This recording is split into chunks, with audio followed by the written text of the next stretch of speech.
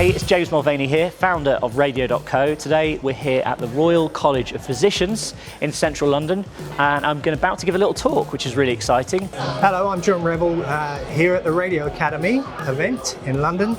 Just about to go on stage with James Mulvany from Radio.co to have a good old chat about radio and how you can make your own radio station online.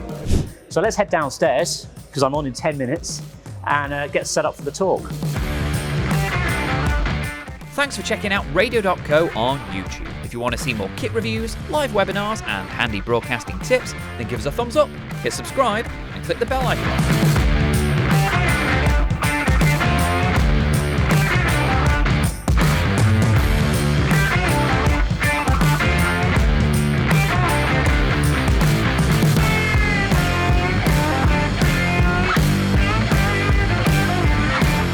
So over and above, being in radio, I'm very commercially driven, very commercially minded. So, the whole Ginger buying of Virgin Radio and building the Ginger brand. And so I drove all of that.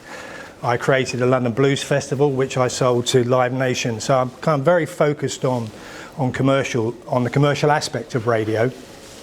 And that's why I contacted James, because I find it fascinating. And I think if you have some ideas for radio stations, to create your own radio station, the most important thing I think now is, how do you cut through? How do you break through?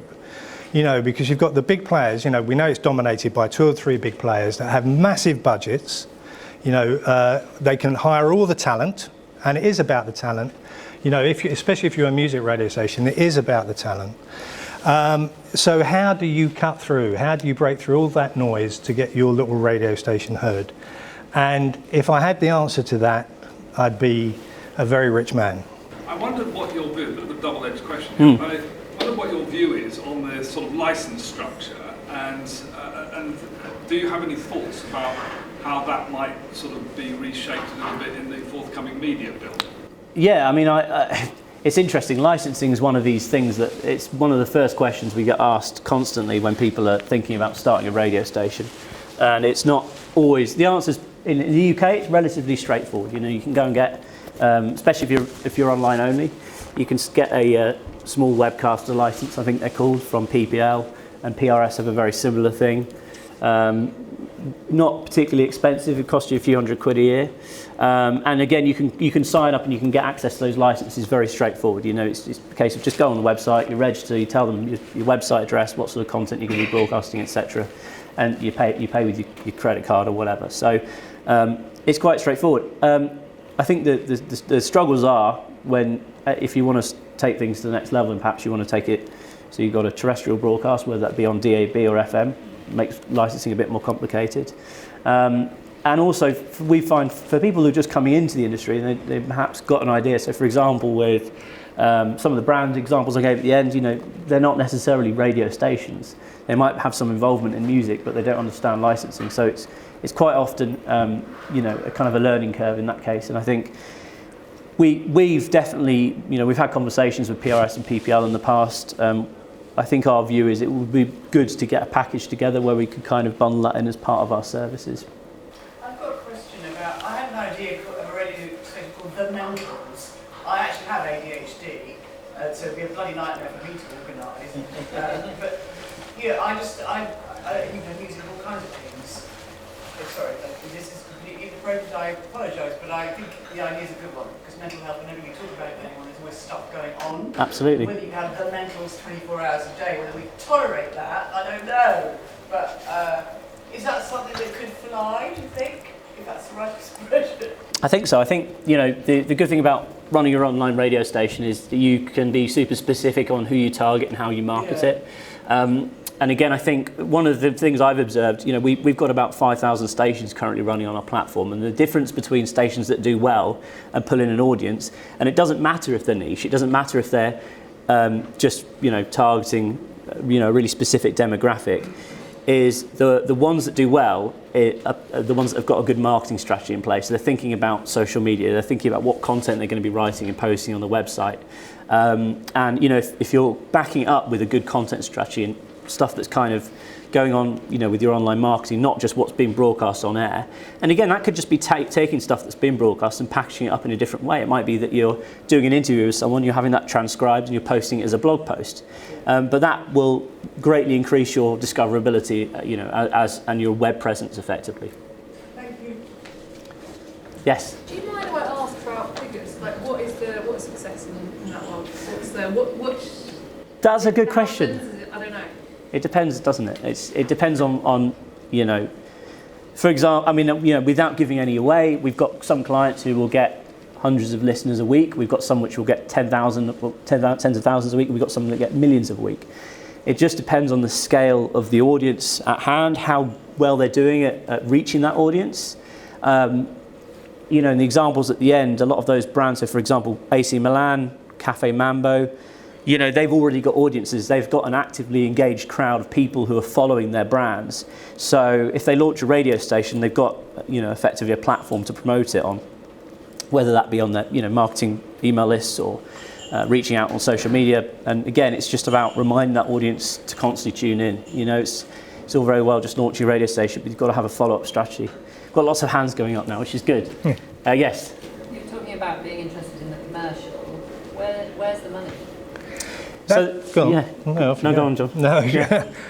I don't know, if I'm honest. I mean, I think it's tough because if you, if you get some traction behind your station and you start to drive listenership, then and you're going to sell some airtime, then how do you sell that airtime yourself?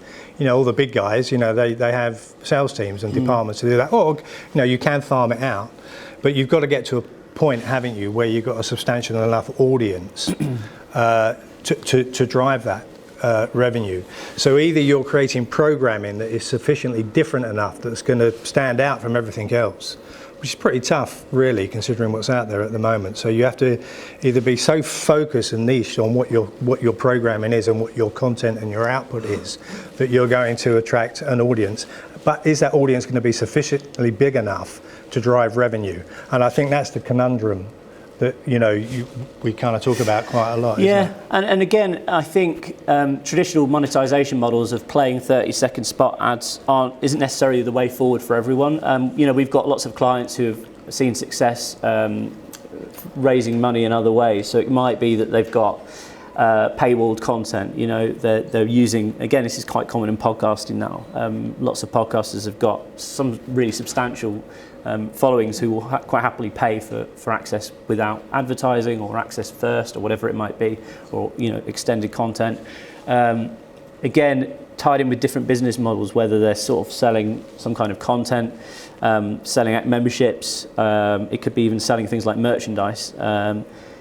It varies on the project and kind of, I guess, what you're trying to achieve. But I think running adverts is one thing, but listeners don't always want that. And again, I think some like Soho Radio, for example, I'm not sure if they currently got the sponsorship, but they used to have a partnership with Jägermeister. So Jägermeister were like the headline sponsor. So it'd be a case of they had one headline sponsor that would fund the radio station to a significant level. And because obviously with these stations, operating costs are much lower than traditional radio, that can be an effective solution. I'm Paul Miller, I'm Managing Director of Radio X in Exeter, but also we run the small-scale DAB service for Exeter, which we're able to launch shortly. So we have a number of organisations wanting to come on and take space on that network, but it has largely fallen away. So I just wanted to build on the licensing issue, which is one of the big costs, seems to be PR licenses. And I had the good fortune of sitting next to my new best friend here I've never met before. It's from PPL. So there are no special rates for small-scale DAB for PRS and PPL. And we're going to solve this morning. Yeah. So that stations can come on with small-scale DAB services affordably. That will only cost you a couple of £100 a month, probably then, to get to a relatively small geographic area. So in the case of Exeter, the TSA in the old-fashioned jargon is about 130 to 140,000 people. If you can build a sizable audience from that, all you need to do is be able to sell a couple of packages, the sponsorship packages, for a few £100 a month, and you have covered your costs on a radio station. And providing you're compliant to your Ofcom licence obligations, you can make a success of it, we believe, but we need open reach to come dig a road up before we can get on it. Yeah. I think that, the Patreon model is interesting. There's a station that I listen to a lot online. It's called Radio Paradise, which is in Paradise in Colorado. And they've been around for a long time. Musically, it's a very, very good station. They've got 3 or 4 different surfaces, but it's free to air. But they don't shove it down your throat, but they're constantly asking for donations to keep it propped up. It's just a husband and wife duo, and of course the brilliant thing about the technology now is that you can do it for nothing. It absolutely costs nothing to do this, and I think the whole coronavirus thing was really interesting, wasn't it? I'm going to digress slightly here, only because I just want to prove a point on how tech has changed everything. About 5 years ago, I went to Scott Taunton, who News Corp, about Virgin Radio, and I said to him, I can get Jonathan Ross to come and do your breakfast show for you. Worked with Jonathan for many years. So he was really interested in that. I said, but the only thing is, he wants to do it from home. He doesn't want to get up. He's a lazy sod. He doesn't want to get up. He wants to shuffle down in his slippers and dressing gown and do the show. So if you agree to that, I'll get Jonathan to do it. And he said, oh no, we can't do that. That's impossible. You can't do that. You can't do radio from home. And guess what? You can. And because it was proven, wasn't it, during lockdown, and even the most complicated shows like Today Programme and 5 Live, all of that being done remotely. So the point being is the technology enables you to do that.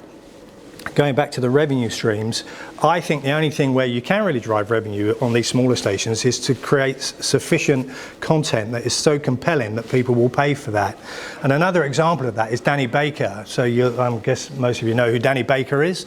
And so Danny has his it's more like a podcast, but it's kind of revolves around his radio format that he did at 5 Live, and now he's had to flip that to a Patreon site so he can drive some money from it. And I think he's getting I would say he's probably making about 8 or 9 grand a month on that. So for Danny, that's because that's just for him and Louise Pepper that is on there. But that's Danny Baker, and he had a hardcore following from 5 Live that he could drag across to that podcast, who then love it sufficiently that they'll happily pay a £5 a month. And I think that's the conundrum, isn't it, that you're going to have with a smaller station. How can you create amazing content that is going to differ so greatly from what's out there, and then build a sufficient audience, and then flip it over to a Patreon site that people are happy to pay for that? I think that is the conundrum. There's a lead time there, isn't there? It's like you can't build an audience overnight if you're starting from nothing. No. But we've seen plenty of people do it, and again, I think it's about understanding who your audience is and making sure that your messaging, and as I say, it needs to lead back into a good, comprehensive marketing strategy. There's no point of just building it and hoping they will come, because it doesn't always work like that. It works like that for a few people in some rare circumstances, but being strategic about who you're going to focus on targeting, how you're going to get to them, and what content you can create, not just on air, but actually on your website, on your social media strategies, to make sure that you're reaching that audience. And again, think about if you've got something really specific you want to do, who can you interview, who can you bring in and get on air or put on your website, who will be interesting to that audience, and they will also bring an audience with them as well. Yes? Sort of picking up on the point you made about sort of having really distinctive content, what do you think is sort of the unique thing for audiences that local radio, hyperlocal radio can deliver? What is it that, what are the spaces that you're like, actually we can do this better than national radio can, than Spotify can, in an increasingly busy audio market? Where are the sort of unique sources or interesting, distinctive sources of value for audiences? Yeah, it's a great question. I think it kind of links back to what I was saying at the beginning. When I remember when I was growing up and I had access to local radio, I was really engaged with it because they were talking about what was happening and stuff that me and my friends could relate to. And I think if you're building something that's talking to the local community, you immediately have an advantage nowadays, I suppose, over what was the local radio landscape in the UK, which doesn't really exist anymore. And you can be specific and you can talk about what's happening in a local area. You can get local businesses involved. You can be great brand advocates, effectively. In the sense that going back to sort of the 90s, it sounds sort of old-fashioned now, but it was I remember it being really exciting at the time. All the local stations giving out car stickers. It was the same in any town you went to. You'd see cars with the car sticker on. No one's going around driving a car with heart or something like that on the back now, are they? There's a new documentary out called Kick Out the Jams, which is the history on XFM when it started. Because obviously it was a pirate, and the pirates don't exist anymore, do they? And in a way, I think it's very sad, because it was, the reason people were listening to the pirates was because they were getting something they weren't getting from, real radio. Well, commercial radio or the BBC. And that's gone, isn't it? I watched the documentary, it's worth watching, and I thought, they were doing something. They were offering, going back to my point, how do you create content that is so compelling that people want to get it? So what XFM were doing then, and many of the other pirate schools, were creating or broadcasting stuff that you couldn't get anywhere else. What was that called? What the documentary is called, Kick Out the Jams. Kick Out the Jams. So, and Sammy Jacobs, that started XFM, he was a pirate, and and they eventually won they won the London licence, which we were bidding. I was heading up a bid for Ginger at that point. Michael Caine was the chairman, which was quite funny. And I used to go to Michael Caine's house and smoke cigars with him. But that's a whole nother story. And he used to, he lived in Chelsea, that big block, and he could see Wimbledon through his binoculars. And when it used to rain, he used to go, Shakira, phone Wimbledon and tell them that it's going to rain in about half an hour. Anyway, but they won it, quite rightly so. And I think the exciting thing about that was that it's worth watching, because you think, yes, that was pirate radio, and that was the exciting thing. They were doing something from a programming perspective that their listeners couldn't get elsewhere. And I thought that's enlightening. And that, sadly, to a degree, is gone, because, anybody in here can come on, Radio.co and start your own radio station, which in itself is exciting, but it comes back to that. What are you going to create from a programming perspective that's going to be so brilliant that people have got to go and they want to go and listen to it? I think this is all we've got time for. I just want to leave you with a quick video, just showing you a couple of examples of, as I say, a couple of the examples I gave. I think it's a few minutes long, and we're upstairs, by the way, so if anyone's got any questions for us, please feel free to come and find me later, and thanks everyone for coming.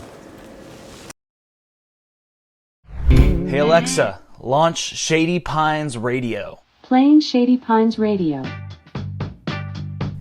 I am Callie. I am co-founder of Shady Pines Radio. So we chose to start a radio station when the lockdown happened, because we couldn't host events anymore, we couldn't record bands in our studio anymore, and we couldn't film videos as well. And so we started Shady Pines Radio in April of 2020, and with that being started, we had only 5 shows for like the first month on Shady Pines Radio. And then I reached out to friends and on Reddit, and we got a whole load of DJs now. We got over 90 DJs right now, and it's still growing, so. Radio is something I've always really appreciated. I really like the audio-only medium because it's simple, it only occupies one of my senses, and I can go about my day and listen. And radio in particular is very cool because unlike something like Spotify or standard internet listening services, they're not based off of an algorithm. It's not music that's catered to you by a robot. This is actual humans catering music that they love, and it's only on when it's on. You gotta just tune in, and whatever you get is what you get. Radio.co is pretty sweet. It makes creating a radio station obtainable for anybody who's willing to put in a little bit of time. It's really pretty accessible and pretty intuitive. Yeah, it's powerful tools that are easy to use. Gen X Radio, Suffolk, where music is just better. Gen X Radio, Suffolk, across the county. About June of last year, I found myself on air. So why don't we build a radio station, I said. How hard could it be? People say, well, radio, is it a thing anymore? Yes, it's a thing. Do people listen anymore to the radio? Yes, they do. But online internet radio, that doesn't really count, does it? Yes, it does. But how do you explain that our listening figures are a lot higher when we have live presenters on than when we are automated? It's the same music. How do you explain that? Because radio is still a thing. It is still valued. People do want a friend. They do want company. And if you do it right, you can get an audience. You can maybe sell a few adverts, make a couple of quid, and become an actual proper functioning radio station. Gen X Radio Suffolk playing you Culture Club and Time Clock of the Heart. Good morning to you. Tim Goff at Breakfast with Francesco's in St Matthew Street, Ipswich. You bring the hair, we have the style. Welcome to my remote studio, which I've decided to house in my summer house. This is the garden studio just north of Bury St Edmunds in Suffolk, where I sit every morning and broadcast not only to the county but worldwide as well. And for somebody that's worked in commercial radio for 25 years, it's kind of mind-blowing how little equipment you need these days to actually reach your audience. Radio.co, oh my, you send them a problem at Sunday night, they won't thank me for saying this, but they will go out of their way to solve that there and then. They're a vibrant young team. They know radio, they know their stuff. And one of our first test transmission responses and feedback was the sound quality. And I'm not lying when I say to you, many said, how come the sound quality of your stream is better than BBC local stations? These guys are fantastic. They get it. They know what we're about. There are other suppliers that we engage that just not really that bothered. And, well, if it works, it works. If it doesn't, it doesn't. So right off the bat, you're sounding like the big boys. You're better quality than the big boys. And you've got a really reliable, full of feature streaming company to back you up.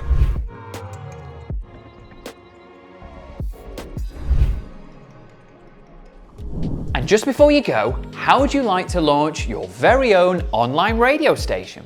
Surprisingly, it's a lot simpler than you may think. And the absolute best way to get started is by chatting to myself or another member of the Radio.co team. To do that, just head to Radio.co/demo to schedule a video call with us, where we'll discuss your plans, answer your questions, and of course, guide you around the Radio.co software.